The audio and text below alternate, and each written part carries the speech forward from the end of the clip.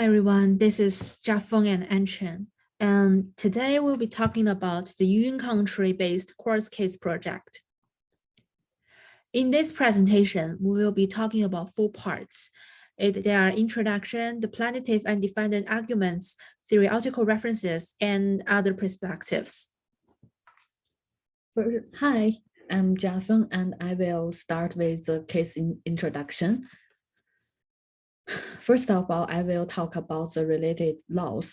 The New Brunswick Human Rights Acts, the complaint against the school board was located under the Section 551 of the New Brunswick Human Rights Courts. Its section reads, no person, directly or indirectly, alone or with other, by himself or by the interpretation of people shall, Part A, then to any person or class of person with respect to any accommodation, service, or facilities available to the public, or Part B, discriminate against any person or class of persons with respect to any accommodation, service, or facility available to the public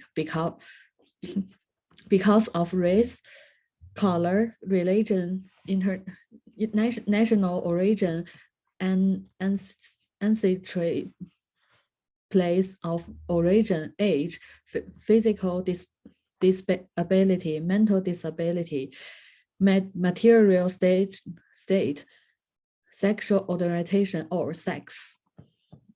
The second part is Canadian Charter of Rights and Freedoms. First one is the Canadian Charter of Rights and Freedom guarantees the right and freedom set out in the subject only to such reasonable limited prescribed by law as can be demonstrably justifies a free and democratic society. So the second part is everyone has following fundamental freedom. Part A, freedom of conscience and religion. Part B is freedom to thought, belief, opinion, and expression, include freedom of the press and other media of communication. First, and then I will introduction of this case. This case happened in Canada, New Brunswick, between teacher Rose and New Brunswick School District number 15. The case summary. Firstly, during his off-duty hour, Teacher Rose made anti-Semitic remarks about Josh and published a brochure about it. Second part is, after receiving a report from Josh's parents, the New Brunswick Human Rights Commission concluded that Rose had violated Canadian human rights act and request that Rose remove from his teaching position. Thirdly, Rose argued that the court decision violated his right of free expression, so he filed an appeal. Firstly, the tribunal determined that the Section 2D did not satisfy the less harm that overturned the penalty under the Canadian Charter of Right and Freedom.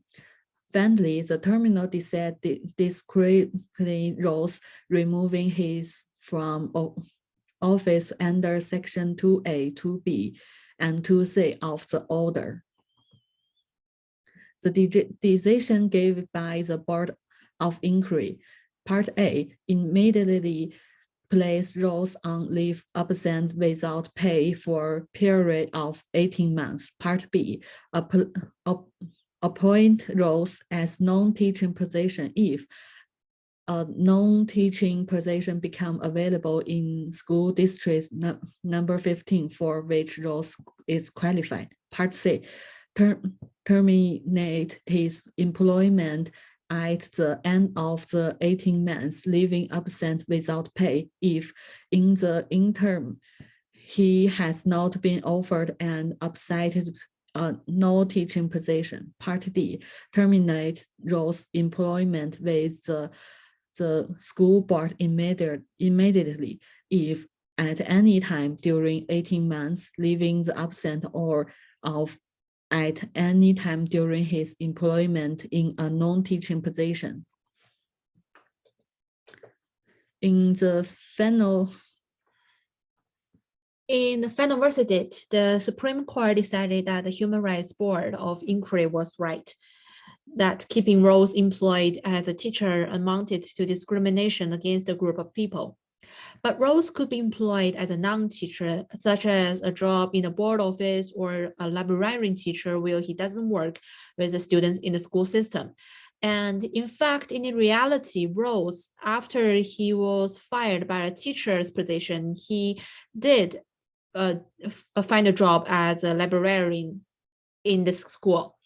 And the court agreed that the Board of Inquiry order infringed on Rose's expression and religion, but that this was a reasonable limit that could be justified. As a result, the court determined that Rose's conviction was governed by the section A, 2A, 2B, and 2C of the Canadian Charter of Rights and Freedom, and that the restrictions on his teaching position 2D violated Rose's right to free expression and were thus overturned under the doctrine of least harm. So basically, the plaintiff, Rose, wants to avoid all punishment through free speech, which is his right. And the defendant wants to keep all the punishment. So in the plaintiff arguments, we can conclude that there's 3 points. First of all, Rose's rights under the Human Rights Act have been violated in that he is refused the right to express freely his religious opinions. There was no evidence that any of the students at the school had been adversely affected by Rose's writing or were influenced by them, nor that Rose ever committed any act of discrimination. In this context, it is pointed out that there were no Jewish students in Rose's class. Secondly, there is no rational connection between expressing a discriminatory religious opinion, such as this religion is true and that is false, and an act of discrimination, for example, treating someone differently because of religion. In this regard, it is admitted that Rose's opinions are sincere than of a religious character, opposing the philosophy of Judaism, since he feels that Christianity is under attack from Zionist interest. An employee's conscience and religion expression be subject to state security or employer regulation in their off-duty time would make religious freedom meaningless. Lastly, Rose claims that his rights under the Human Rights Act have been violated in that he is refused the right to express freely his religious opinion. And the defendant argues for 3 points as well. First of all, for the punishment to Rose, the section 2A, B, and C of the order, which relates Rose's removal from his teaching position, are reasonable related to the objectives of the order. And secondly, the sections 2A, B, and C of the order are made according to the charter and are properly within the jurisdiction of the board. Lastly, section 2D of the order should be served from the remainder of the order because it does not constitute a valid violation of the status, and this is therefore beyond the jurisdiction of the commission.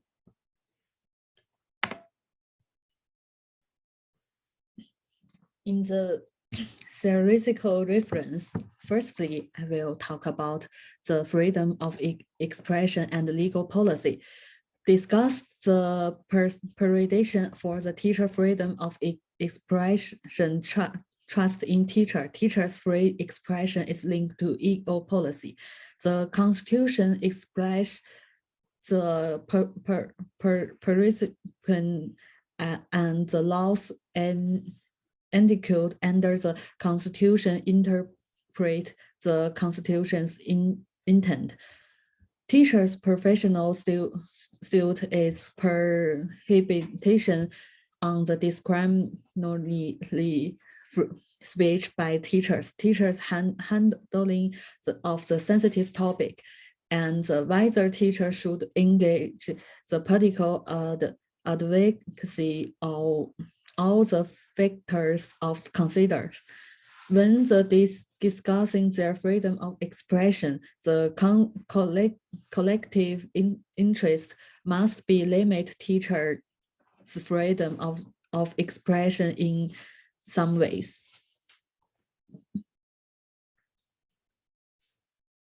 In the second part, I will discuss about individual and group. Firstly, the freedom of expression is a right to exist, though have question as a demonstrate right. Freedom of expression thus requires equally, and no one has thoroughly discussed in the consequence of the free expression. Secondly, balanced community and freedom of expression. Most Canadians believe that some form of free speech regulation is required for the sake of community harmony. The protection will enable the group and the inherently harmful the consequence of the obscene speech. Third part is freedom to speech or in identity politics. Currently, much of the discussion of freedom of expression is centered in the university, but much of the academic output is focused on the politics of the identity in today's society rather than the nature of the freedom of the expression.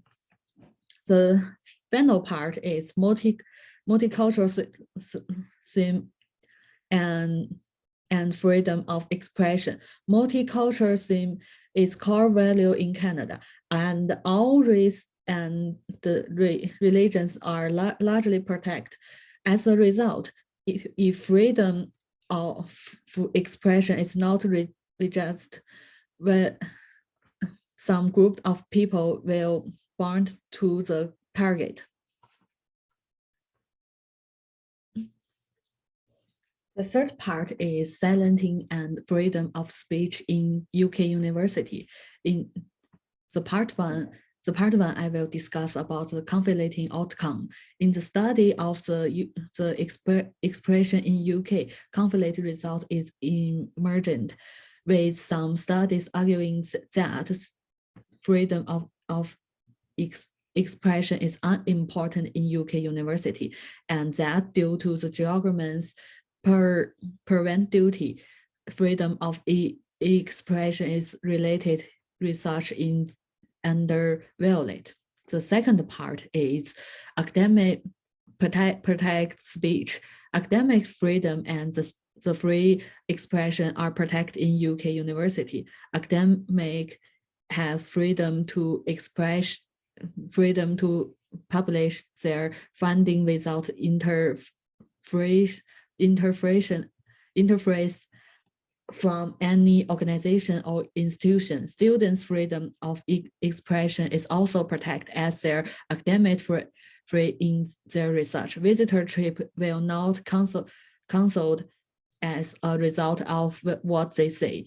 Furthermore, for an open discussion promote the truth, and the society must tolerate with some offenses speech in order to explore the truth.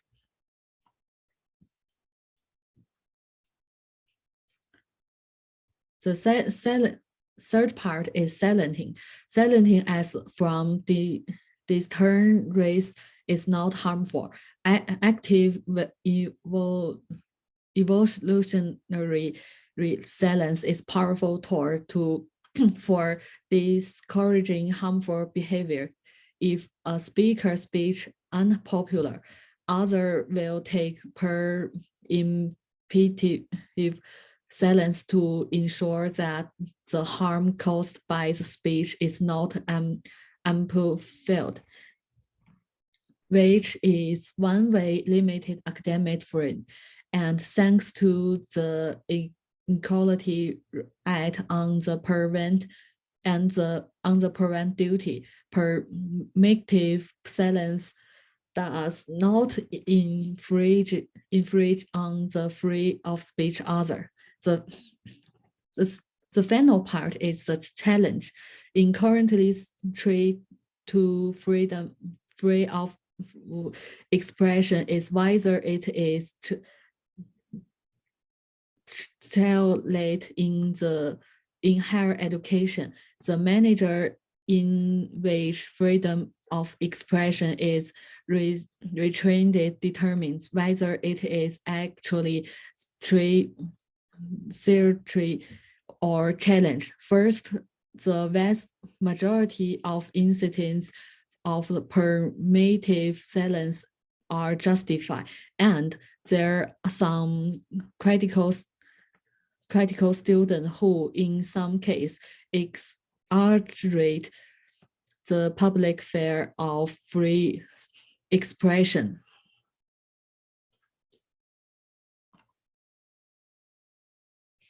So the last part will be 3 other perspectives among this case. As this case has happened in the late 20th century, so there are a lot of people focused on this case because it is the first case that shows that teachers' freedom of speech has been questioned. So the CGC, which is the Canadian Jewish Congress, the spokesman, Joseph Wilder, says that teachers must not be perceived by children or parents as a racist or hate-filled if they are properly to fulfill their function as a positive influence and role model in the classroom.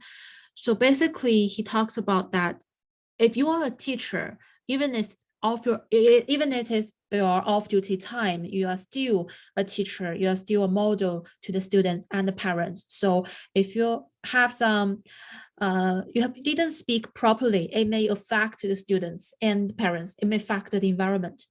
And Dr. Drish Elazaril, a retired Chaministry teacher and Orthodox Jew living in New Brunswick, she filed the complaints against Rose with the local Royal Canadian Mounted Police, asking that Rose be charged under Section 28 and 281.2 of the Criminal Code. In 1987, that the terms of willful and hatred in the Criminal Code were too numerous to allow for a strong enough case. So the Dr. Julius insists that as Rose said that he's just saying some willful words to the Jewish and he's doing that in the off-duty time. But Dr. Julius pointed out that the word willful and hated in the criminal code were also the noblest to allow for a strong enough case.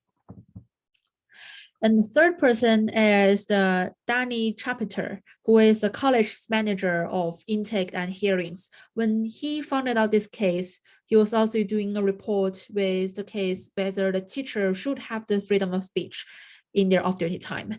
And he pointed out that if you are intoxicated on a weekend, a physical fight breaks out and police are called, a parent trusting a child to your care may be concerned.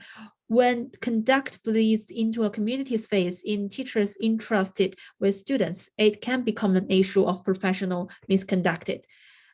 He said that teachers are role models in a community. The position they hold is central to students in their case. It is important that high standards are upheld on and off duty. Off-duty conducts become important when it determines the public's confidence in the teacher or the professional as a whole. So these are the references we found for the presentation. And at last, we have some question for you.